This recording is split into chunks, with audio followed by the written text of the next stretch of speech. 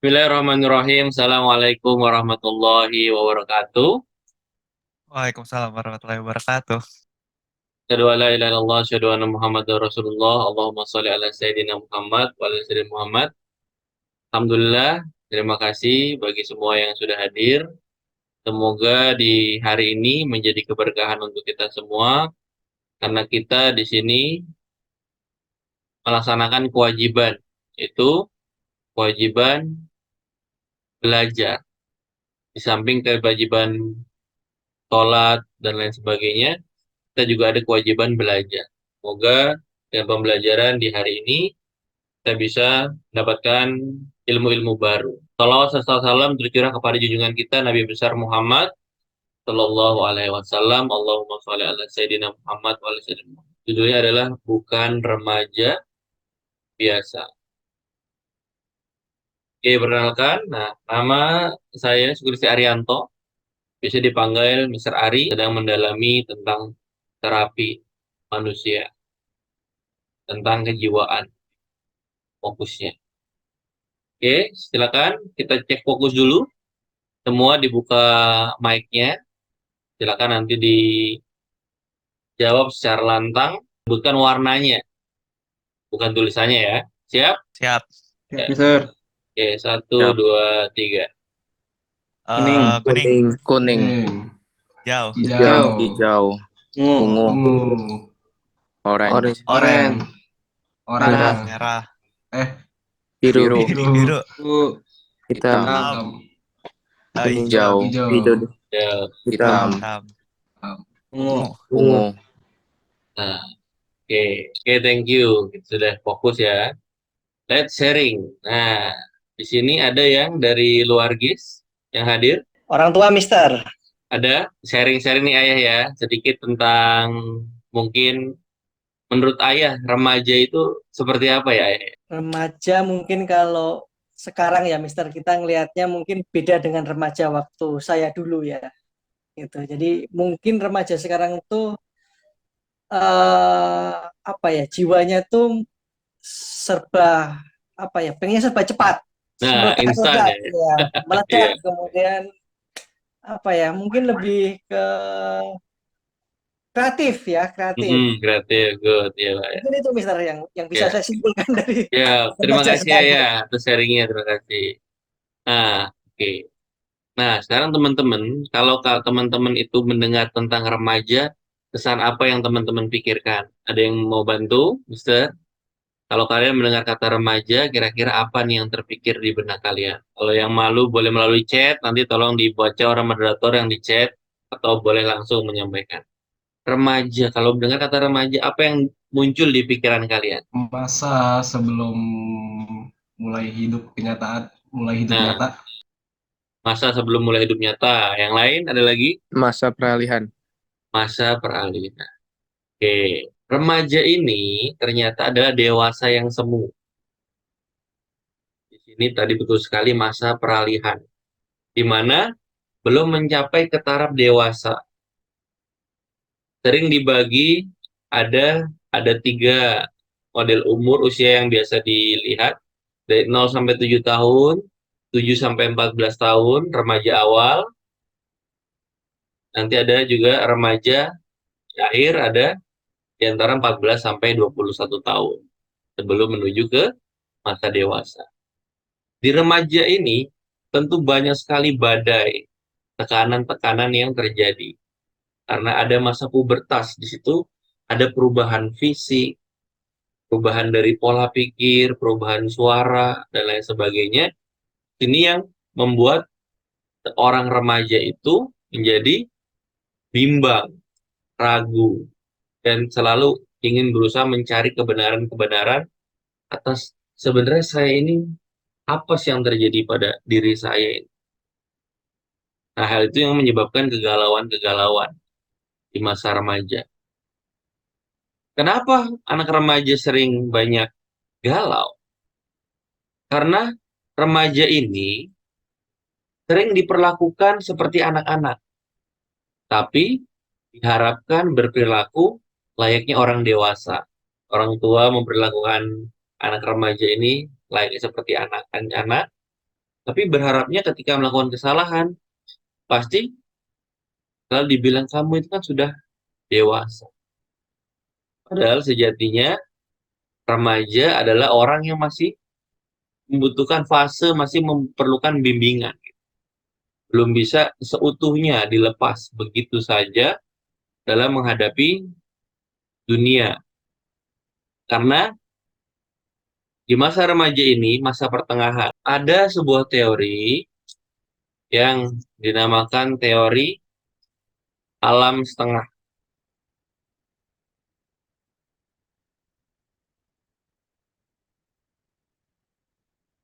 Teori alam setengah. Ada yang di sini berasal dari Jawa. Ada, Sar. Udah saya Ada. misalnya. Nah, orang Jawa itu, kita itu tidak boleh bermain di antara pertemuan dua aliran sungai. Ini. Di sini kita nggak boleh. Ini air. Nah, di sini kita nggak boleh main di sekitarnya. Nah, kata orang Jawa itu istananya jin. Nah, inilah alam setengah. Alam setengah itu adalah alamnya alam setan.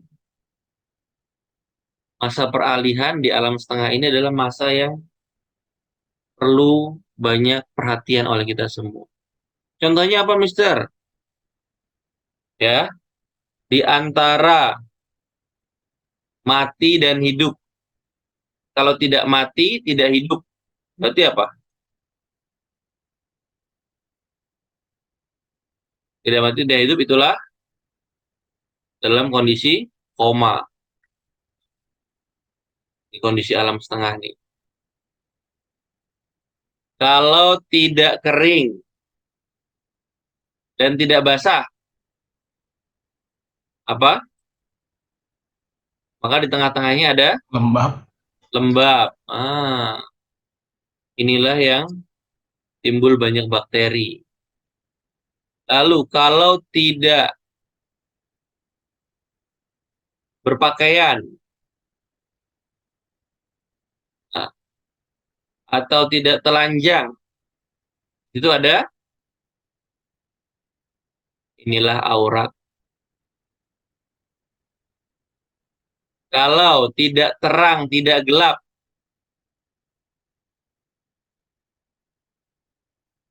itulah remang-remang. Ini warung remang-remang nih. Warung-warung yang dimana tempat orang-orang bermaksiat. Kalau tidak ada laut atau darat, disitulah ada pantai. Tempat banyak orang-orang melakukan hal-hal yang kurang baik. Lebih sering dipakai di situ.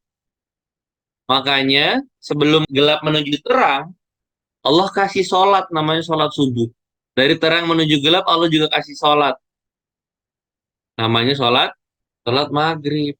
Kemudian, dari panas menuju dingin, Allah juga kasih sholat. Asar. Asar ya. Kenapa? Disitulah namanya alam setengah. Jadi kita tidak boleh setengah-setengah. Makanya kita kalau belajar harus kafah. Kalau tanya sesuatu pada orang yang ahlinya. Karena kalau tidak, yang ada adalah kehancuran. Banyak lagi alam-alam setengah yang kita temui. SD, SMP, SMA. Alam tengahnya adalah alam SMP. 7, 8, 9. Alam tengahnya adalah alam kelas 8.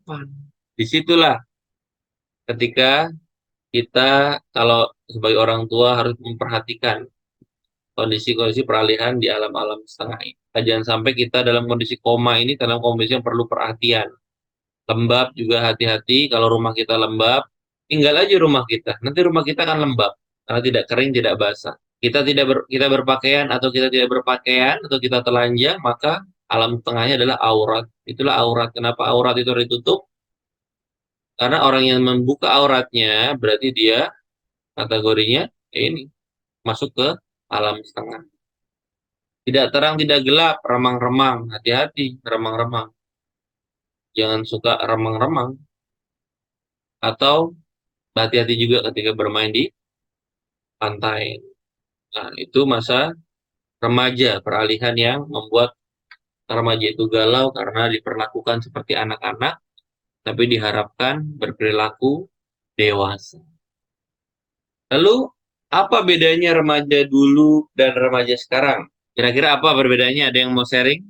Menurut aku perbedaan dari remaja dulu sama remaja sekarang tuh karena sekarang kan udah ada, ya kita kan udah kena globalisasi, efek globalisasi, jadi sekarang kita mungkin eh, cara berperilaku kita juga beda. Kata orang tua aku, zaman dulu tuh anak-anak kepada orang tua lebih salah santun gitu, tapi kalau sekarang itu kadang kita agak kayak semena-mena semua orang tua gitu. Menurut aku sih kayaknya kayak gitu sih, Sar. Tapi aku juga kurang tahu. Ya, terus menurut kamu lebih baik yang mana tuh? Lebih baik perilaku yang mana? Lebih baik perilaku remaja zaman dulu apa remaja zaman sekarang? Menurut aku lebih baik yang dulu sih, soalnya kita, bukan soalnya, katanya anak-anak zaman dulu tuh lebih respect. Jadi aku Oke. pikir kalau misalnya kita di zaman sekarang juga harus respect yang sama ke orang tua kita kayak yang zaman dulu. Thank you, Chelsea. Oke, kita lihat ya. Nah, ini remaja zaman dulu dan remaja zaman sekarang.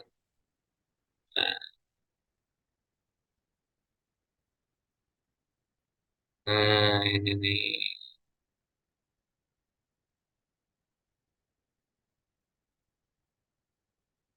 Nah, ini lihat gaya rambutnya nih antara ayah dan anaknya. Nah, ini tato. Tatonya permainannya dulu layang-layang, sekarang mainnya pakai yang kayak remote ya. Nah, ini dulu gurunya, sekarang mah sudah apa tuh? Guru di todong pet stall ya.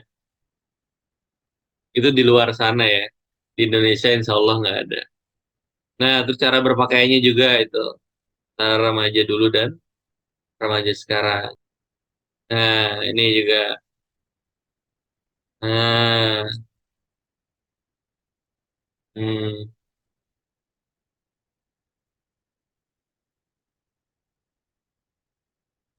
nah ini pertama tuh.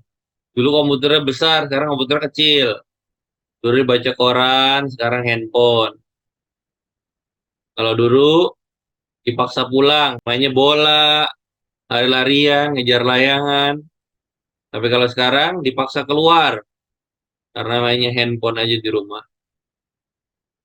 Nah, dulu orangnya kecil, TV-nya besar, sekarang TV-nya orang yang besar, TV-nya kecil ya. Dulu berebutan nih satu handphone. Sekarang satu handphone, diri sendiri. Nah, itu perbedaannya. Dari remaja zaman dulu, sedikit media sosial. Dan salah satu orang tuanya ada di rumah. Sehingga banyak juga ruang temu langsung.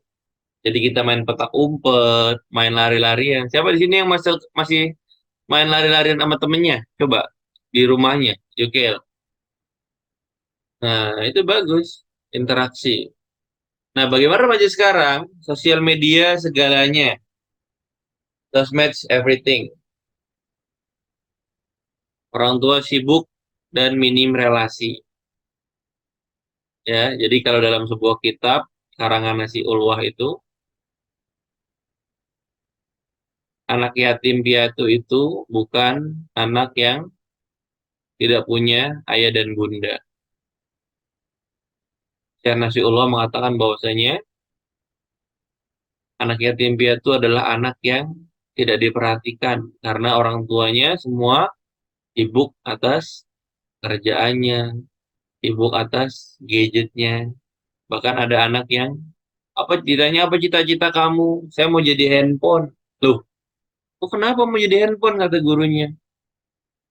Habisnya saya selalu diperhatikan, selalu dibuat fokus. Orang tua saya lebih fokus pada handphone ketimbangan sama saya. Miris ya, ada anak yang bilang gitu. Dan serba online. Nah, fenomena yang sering terjadi adalah memanggil saudaranya di sebelah kamar saja menggunakan handphone. Woi, dipanggil ayah tuh, woi, dipanggil mama itu. Nah, sekarang ada usia biologis versus usia psikologis. Sebenarnya usia itu ada banyak ya, tapi Mister biasanya menggolongkan tiga. Adalah usia kalian. Misalkan contoh usia Ara usianya berapa?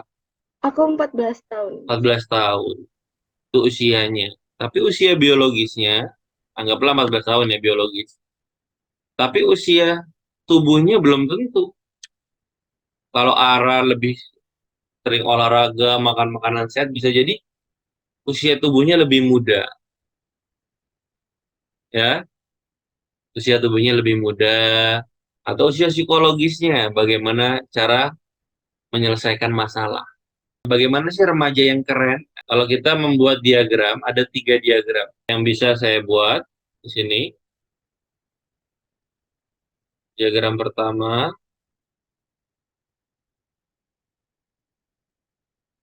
ini usia psikologi, dia biologis. Terus yang kedua, sama, dia psikologis dan biologisnya. Yang ketiga, usia psikologisnya, ini biologis. Mana sih? Bukan remaja biasa itu. Diagram yang pertama, yang batang pertama, kedua, apa ketiga? Coba jawab di chat. Oke, coba tanggung jawab. Yang jawab nomor 2. Kenapa yang kedua ini bukan remaja biasa? Karena kayak balance gitu, Sir. Yang nomor 3 jawabannya. Ada yang mau bertanggung jawab atas jawabannya? Kalau yang nomor 3, yang psikologisnya lebih tinggi, jadi mungkin lebih lebih bijaksana dalam menentukan suatu pilihan, Sir. Oke, thank you. Nah, ini yang disebut RG nih, remaja giring. Giring itu apa? Gila ringan. Meskipun ringan, tetap gila.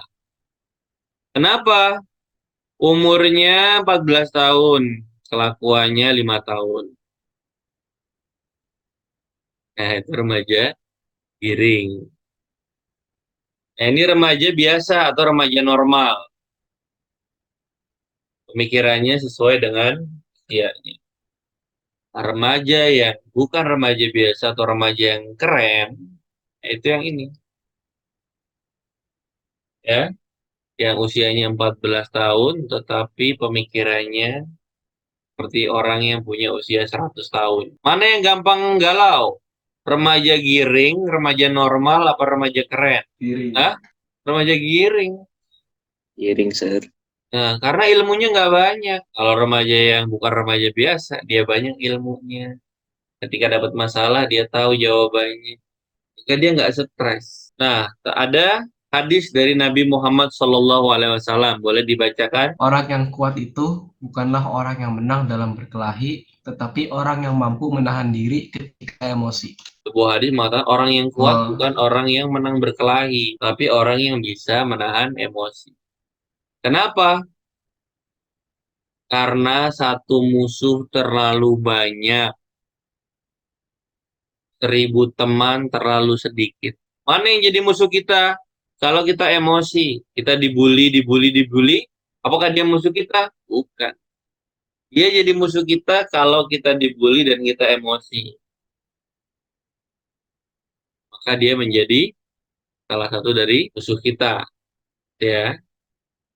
Kenapa remaja ini sangat erat kayaknya dengan emosi? Emosi itu berasal dari kata energy motion. Dalam hukum fisika, energi itu apa? Ada yang tahu nggak hukum kekalan energi bunyinya gimana?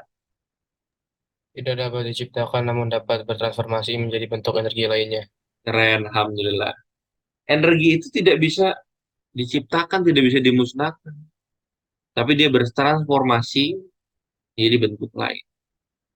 Maka kita akan paham, emosi remaja adalah orang yang memiliki tadi dengan perubahan psikologis, perubahan kondisi tubuh, maka di sini mulai adanya emosi-emosi yang harus dilampiaskan. Hati-hati kalau salah pelampiasannya nonton porno. Salah pelampiasannya nyimeng, narkoba. Itu kalau salah pelampiasan. Makanya emosi ini harus dikendalikan atau harus dikelola? Coba dijawab di grup chat. Nah, kenapa? Kenapa? Ini jawabnya kelola. Kenapa dikelola? Kenapa nggak dikendalikan? Karena seperti hukum energi tadi, kalau dikelola bisa menjadi sumber untuk bukan ke apa bukan keburukan melainkan kebajikan. Oke, good. Jadi emosi ini nggak selamanya buruk ya, tapi kebanyakan orang mengatakan bahwa saya nggak boleh nafsu. Karena dia menganggap bahwa nafsu itu negatif. Karena ada nafsu yang namanya mutmainah. Nafsu bah. Emosi juga energi. Kalau kamu nggak punya emosi, nggak punya gairah, nggak semangat belajar, nggak semangat bekerja, nggak semangat melakukan sesuatu. Itu kalau kita tidak memiliki emosi, tidak memiliki nafsu yang baik. Maka energi atau emosi ini harus dikelola. Salah tugas kita adalah mengelola emosi. Dimulai dari diri kita. Kita harus mampu mengelola emosi. Jadi remaja yang kuat adalah remaja yang mampu mengelola emosinya. Orang marah karena ada yang bisa bantu Mister? Gak bisa nahan perasaan. Kebiasaan perasaan. Orang itu marah karena dia merasa bahwa dia bisa lebih atas dari yang dia marahi. Berani bawahan marahin atasan. Karyawan ngarahin bosnya berani nggak? Enggak, Sir. Nggak berani. Kenapa? Karena dia tahu dia lebih kuat bosnya. Kita berani marah pada orang yang kita anggap lemah. Padahal merendahkan orang lain itu salah satu bentuk daripada kesombong. Kita marah berarti kita sombong. Makanya katanya jangan marah bagimu kebahagiaan di akhirat. Ada sebuah hadis mengatakan dari Rasul. Jangan marah. Untuk apa marah? Kalau kita marah, yang sakit siapa? Kita kan. Gitu. Badan kita yang sakit. Kita nyiksa diri kita sendiri. Apalagi kalau kita tanam marah itu. Kita pupuk, pupuk, pupuk. Itu yang namanya dengki. Di besok kamu ada sakit apa, sakit apa, apa sakit. Inilah mengelola emosi. Kita harus sadar. Sadar. Berenung, ada nggak satu nama dari hati kita? Oh, ada nama si A. Kenapa nama si A ada di hati saya ya? Oh, saya masih ada rasa kesel sih sama si dia. Kenapa orang jahat sama kita? Ada yang bisa bantu jawab? Iri, Sir. Iri, orang jahat sama kita karena kita kurang baik. Kita kurang baik. Hati itu bagaikan cermin. Cermin yang pertama untuk melihat kebaikan orang lain. Cermin kedua untuk melihat kekurangan diri. Itu fungsinya. Tidak ada orang yang salah. Semua orang benar. Setuju nggak? Setuju, Sir. Kalau Darwin difitnah sama temennya, Allah tahu nggak Berwin? Tahu, Sir? Tahu. Allah ngizinin nggak kalau kamu sampai kena fitnah? Iya, soalnya itu terjadi. Nah, itu. Berarti bukan salah mereka kan? Karena kalau kita nyalahin mereka, kita yang nggak berkembang. Itu yang disebutkan namanya nyari kambing hitam. Tapi bagaimana kitanya? Ketika kita dipukul, marah nggak kita? Marah ya. Tapi ada nggak orang yang dipukul dia nggak marah? Ada, Sir. Nah itulah remaja yang bukan remaja biasa. Remaja yang giring ketika dibilang kambing kamu, domba kamu, kuda kamu, keledai kamu gitu. Tuh yang di kebun binatang disebutin, dibalikin lagi. Atau yang di dalam toilet. Sikat gigi kamu, pasta gigi kamu, gitu. Sabun kamu, gayung kamu, dibalikin lagi tuh remaja giring. Remaja normal, ketika dia disakiti, dia diam saja. Tapi kalau remaja yang bukan remaja biasa, ketika disakiti apa yang dilakukan, dia doakan. Doakan yang baik-baik. Semoga Allah ampuni dosanya. Semoga Allah bukakan hatinya. Gitu. Itu bukan remaja biasa. Kita mau jadi yang mana? Biasa, luar biasa, atau giring? Kenali emosi kita. menamakan, menerima dan memberi ruang. Menerima. Kalau saya buat perumpamaan, ada segelas air,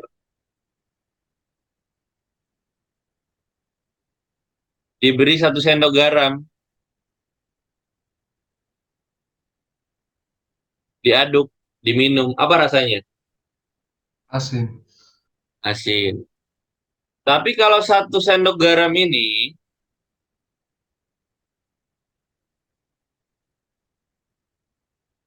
dituangkan di danau yang luas, Danau Toba, kita masukkan 1 sendok garam, kita aduk, kita minum airnya. Rasanya apa? Apakah asin? Tawar, Sir. Tawar. Kenapa? Kenapa berbeda? Kalau sungai ada banyak, Sir. Lebih Nah, banyak daripada garamnya. nah, itulah yang disebut ini.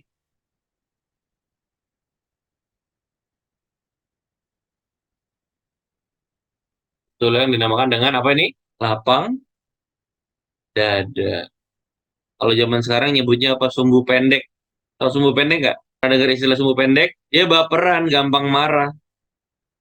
Senggol dikit, bacok.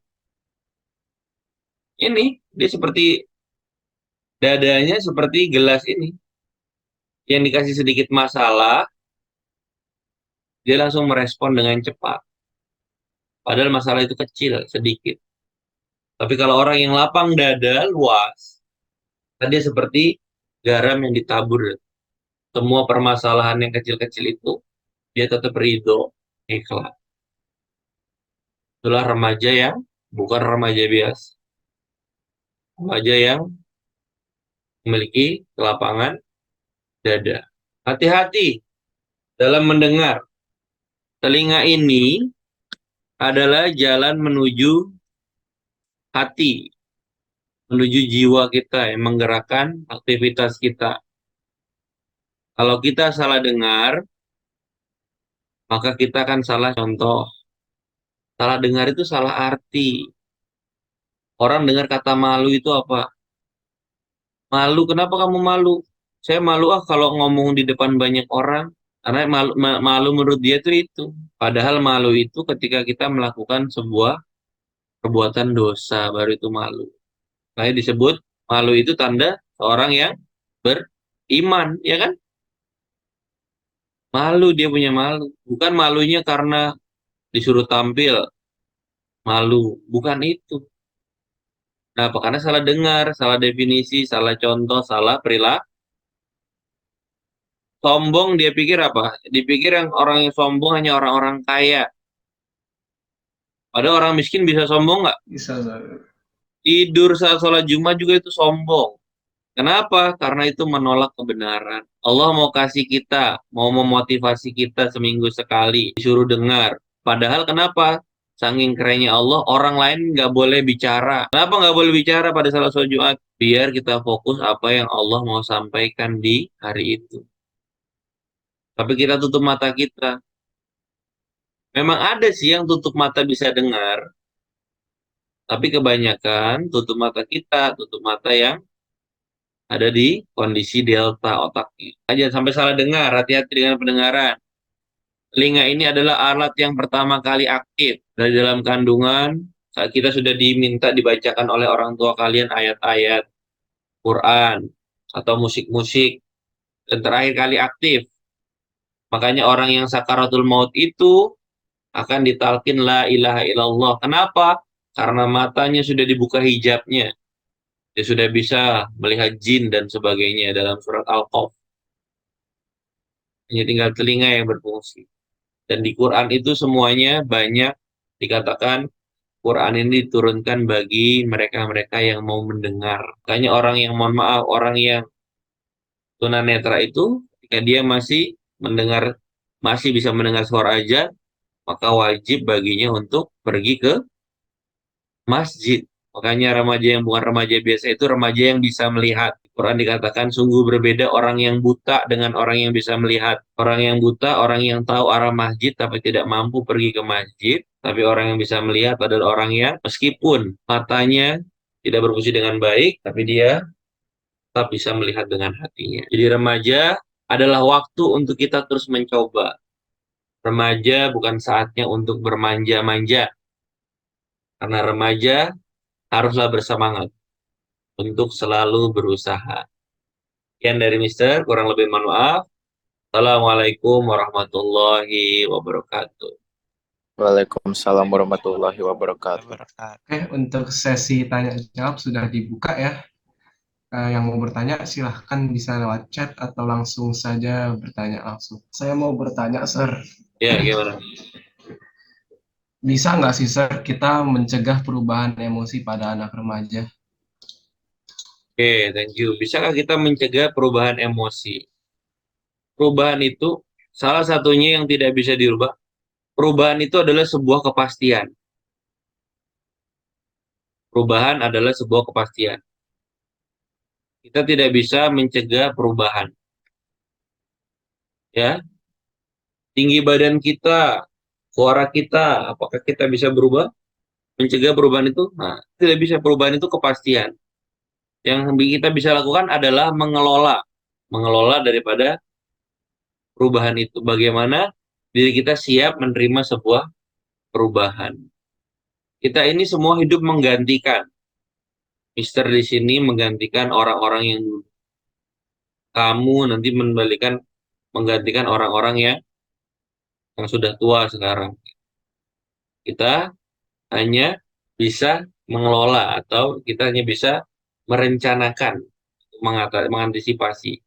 Tapi kalau perubahan itu pasti, sebuah kepastian dalam sebuah perubahan. Dan Boleh apa? menanya, apakah setiap remaja akan mengalami perubahan emosi yang sama? Apakah setiap remaja mengalami perubahan emosi yang sama? Manusia itu adalah makhluk yang unik, ya, yang sangat unik. Kenapa dibilang unik? Karena bahkan saudara kembar saja punya rezeki yang berbeda. Orang yang kembar saja punya sidik jari yang berbeda. Maka tentu perubahan emosi pada remaja tentu berbeda. Nah, kalau diumpamakan ya, kalau kita pernah beli sampo atau sabun saset, Pernah? atau saus atau apa. Nah, di sini ada yang seperti ini kan.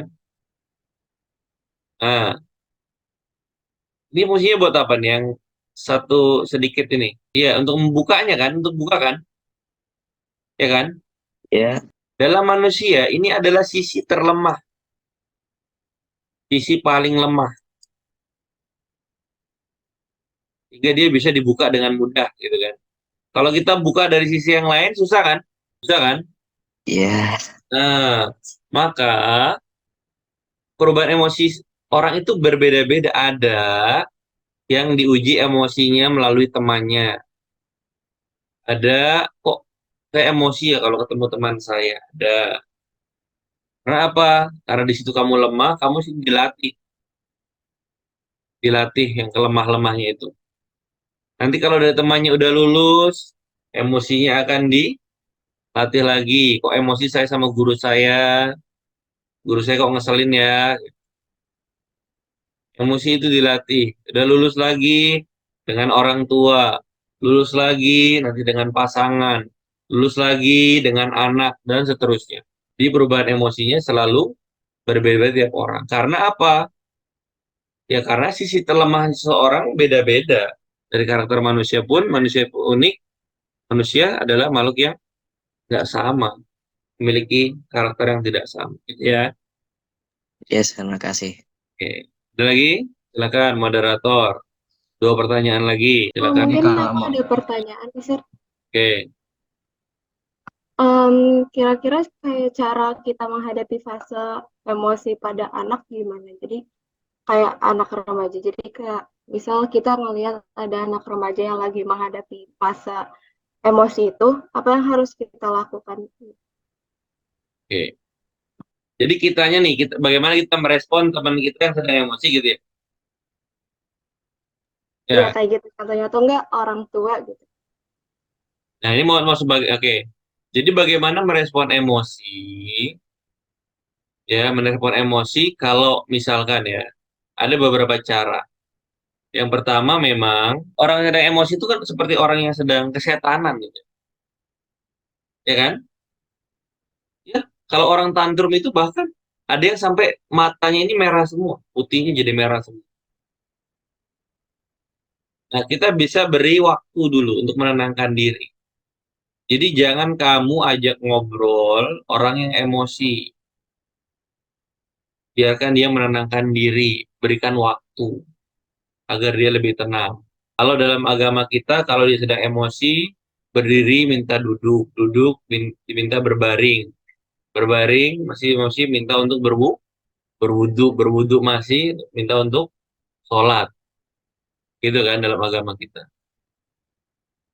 Yang penting adalah ketika orang sedang emosi, ini adalah kalau misalnya menyatakan orang sedang sakit, ya, sedang dalam kondisi sakit. Apa yang sakit? Jiwanya, jiwanya sedang sakit. Jadi sakit jiwa itu jangan melulu kita pikir, oh sakit jiwa itu orang gila, Mister. Ya enggak, galau itu sakit, jiwanya sakit sedang sakit. Ya, jadi ketika orang sedang sakit, jangan dimarah-marahin, ya kan?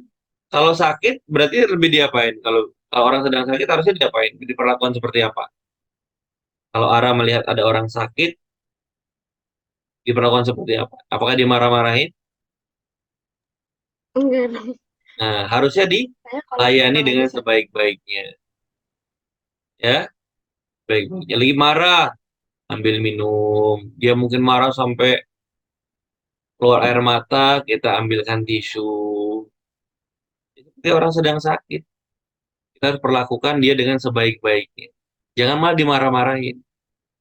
Kamu jangan marah-marah. Lah, orang yang sedang emosi, kamu ceramain, entah itu agama dan lain sebagainya, nggak akan masuk.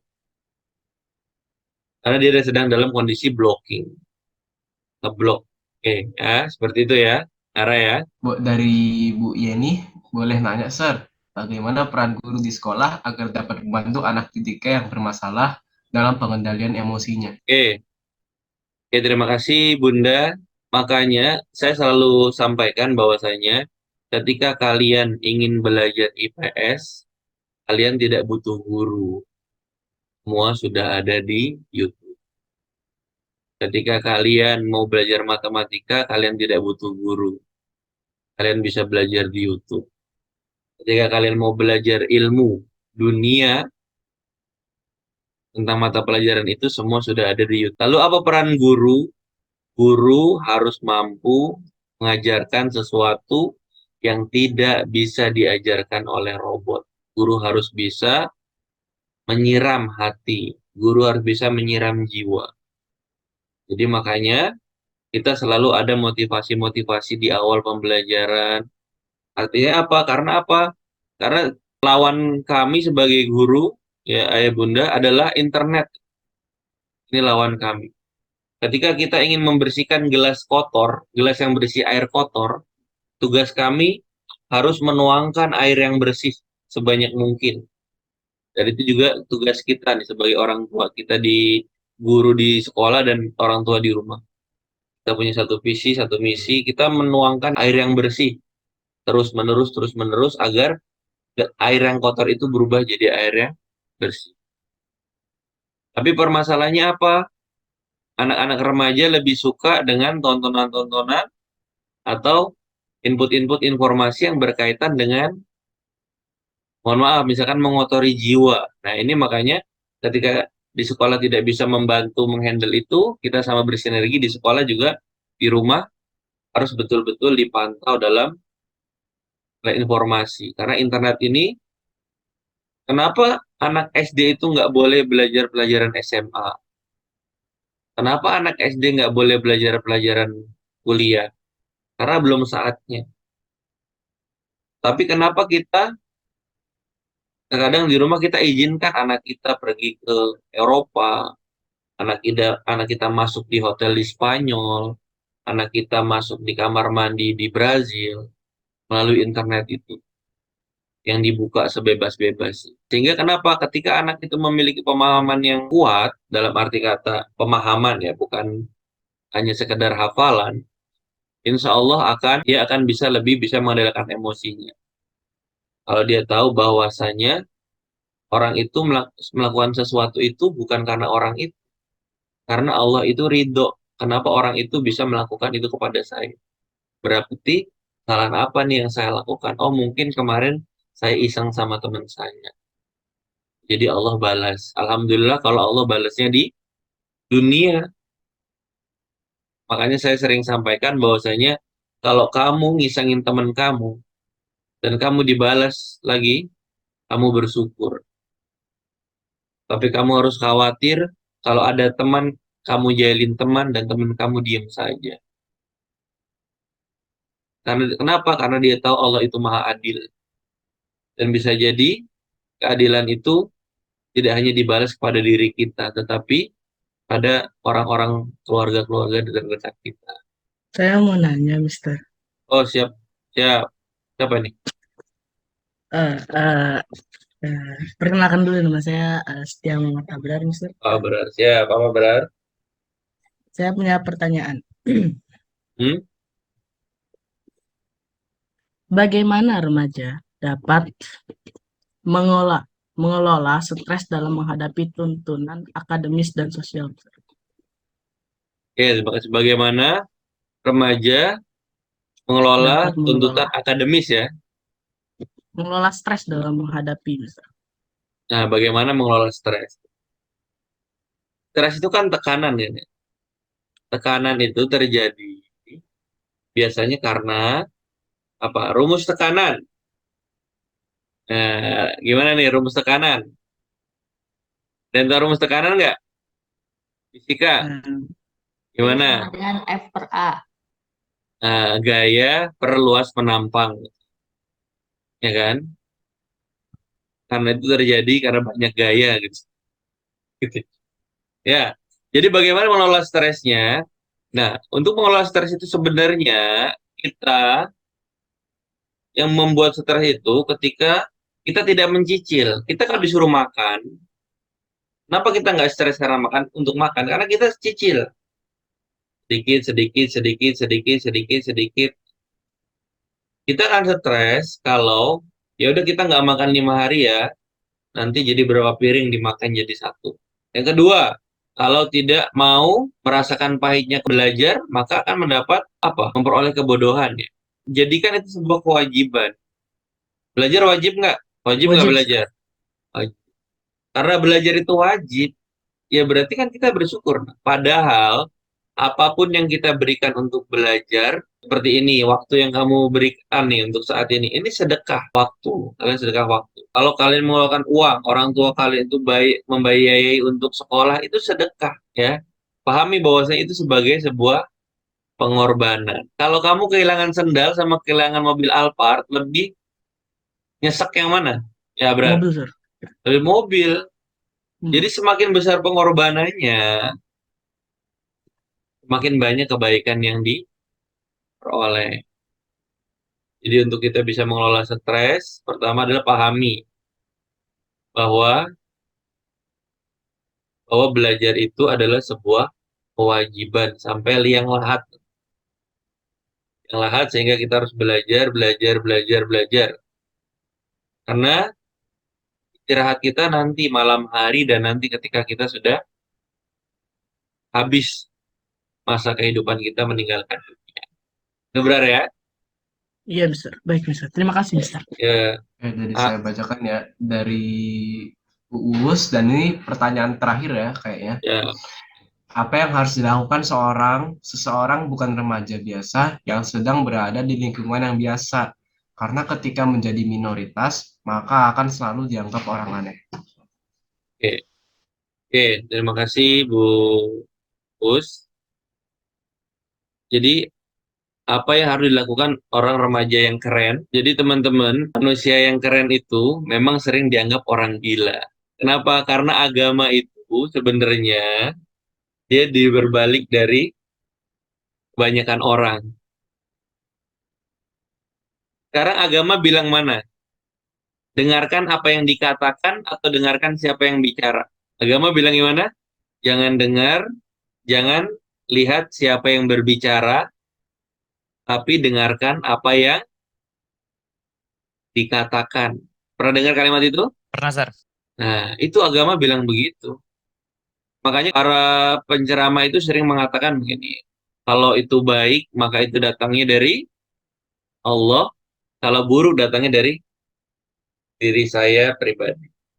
Agama bilang gitu kan? Tapi orang-orang kebanyakan, dia lebih mendengar narasumber, tergantung narasumbernya apa atau apa yang dikatakan narasumber. Yang dilihat adalah pembicaranya kan, narasumber, pembicaranya. Siapa nih pembicaranya? Oh, si A. Oh, saya ikut lah. Meskipun mohon maaf, yang dibicarakan mereka tidak membahas Allah dan Rasulnya mungkin. Tapi banyak yang join. Tapi ketika di majelis yang kita membahas Allah dan Rasul, nah, Nabi Nuh membuat perahu. Disebut orang gila nggak? Iya, Sir. Nah, Nuh itu artinya jeritan hati. Nabi Nuh terombang-ambing dalam samudra. Pada kaum Ad itu adalah kaum-kaum yang memiliki kecerdasan yang luar biasa. Karena samudra itu diibaratkan ilmu. Jadi kaum-kaum Nabi Nuh itu terombang-ambing dalam ilmu pengetahuan. Jadi ilmu yang didasari dengan logika tanpa adanya pedoman itu akan menghasilkan pemikiran yang salah. Kebersihan sebagian dari iman, gitu ya, betul? Tapi kalau kita habis nonton konser, kita melihat banyak apa? Sampah banyak. Ya. Nah, ya itu berbanding terbalik kan. Kalau kita mau lihat agama, lihat di balik itu. Kita lihat hari Senin sama Kamis banyak orang makan, padahal agama bilang seperti itu. Kita lihat jam 2 pagi, sepertiga malam, banyak orang tidur, agama sebaliknya. Jadi, menurut saya, kita harus bisa menjadi penggerak di daerah tersebut, tapi kalau kita memang tidak kuat dan khawatir, kita malah yang akan terpengaruh, maka lebih baik kita mencari lingkungan yang lebih baik. Dikatakan dalam sebuah kisah, dilaknat oleh Allah Subhanahu wa Ta'ala, padahal di situ ada orang yang alim, tapi dia tidak mau mengingatkan di daerah tersebut, tadi juga akan ikut. Maka daripada kita terkena mengikut di hal-hal yang buruk, karena hal buruk itu sangat mudah menular. Ngantuk itu mudah menular, ya. Kesedihan mudah menular. Makanya kenapa kita selalu diharapkan untuk selalu tersenyum, untuk selalu memberikan sedekah. Maka sangat rugi sekali orang yang ketika bertemu orang lain, dia tidak memberikan apa-apa. Apa yang bisa kita berikan? Satu, doa, doakan dia. Yang kedua adalah berikan senyuman terbaik kita untuk dia. Mungkin itu dari Mister. Terima kasih. Semoga menjadi keberkahan buat kita semua di hari Sabtu yang bahagia ini. Sahabat-sahabat pembelajar, semoga berkah kehidupan kita. Semoga apa yang disampaikan bermanfaat dan bisa menjadikan pembersih untuk jiwa-jiwa kita. Mohon maaf lahir dan batin. Assalamualaikum warahmatullahi wabarakatuh. Waalaikumsalam warahmatullahi wabarakatuh. Ada Mister. Ya. Oke, baik, terima kasih banyak Mr. Ari. Hadirin yang berbahagia, tak terasa kita sudah di penghujung acara. Banyak sekali ya ilmu yang kita dapatkan dari pembicara di webinar remaja hari ini. Sekarang kita sadar bahwa mengetahui emosi pada kalangan anak remaja itu sangat penting. Dan ingat, setelah tahu ilmunya, jangan lupa diamalkan ya. Saya selaku pembawa acara beserta segenap panitia yang bertugas mengucapkan terima kasih kepada pembicara dan seluruh peserta yang sudah bergabung secara virtual di acara webinar yang bertemakan Bukan Remaja Biasa hari ini. Baiklah, kalau begitu saya Diandra Nugroho pamit undur diri. Sampai jumpa lagi. Wassalamualaikum warahmatullahi wabarakatuh. Waalaikumsalam. Terima kasih semuanya. Berkah. Terima kasih sharingnya, Ya, Mister. Bunda. Ya. Terima kasih, Mister. Ya. Terima kasih, Mister. Sama-sama, Bunda. Ya.